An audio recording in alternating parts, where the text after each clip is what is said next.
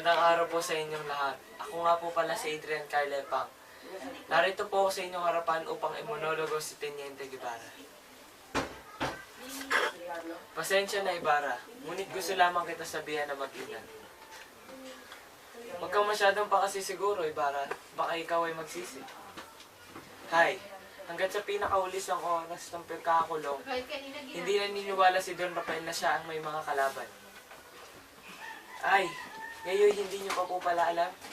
Gaya nga po ng pagkakabatid ng karamihan, sa bilanggo namatay ang inyong ama. Kayo naman ho, ang inyong ama na si Don Rafael Ibarra ang nabilanggo. Isa lang naman po si Don Rafael Ibarra. Isang napakayamang tao sa San Diego, ang ama ninyo, ngunit iba ang pananaw niya sa buhay kaya siya ay pinaratangan ng simbahan, siya ay tinawag na erehe at ipinibustero. Ang kura Poroko ay palagi siyang pinariringgan sa kanyang mga pabasa, bagamat hindi binabanggit ang kanyang pangalan dahil dito sa pagkakapatay niya sa isang artilyero.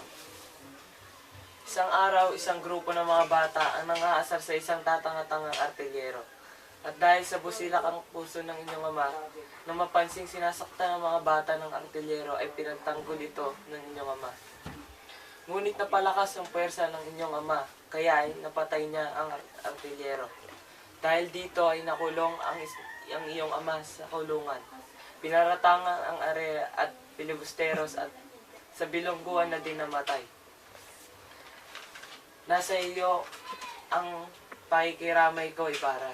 Ngunit hahayaan ko na si Kapitan Tiago ang magpatuloy ng istorya para sa iyo. Maraming salamat.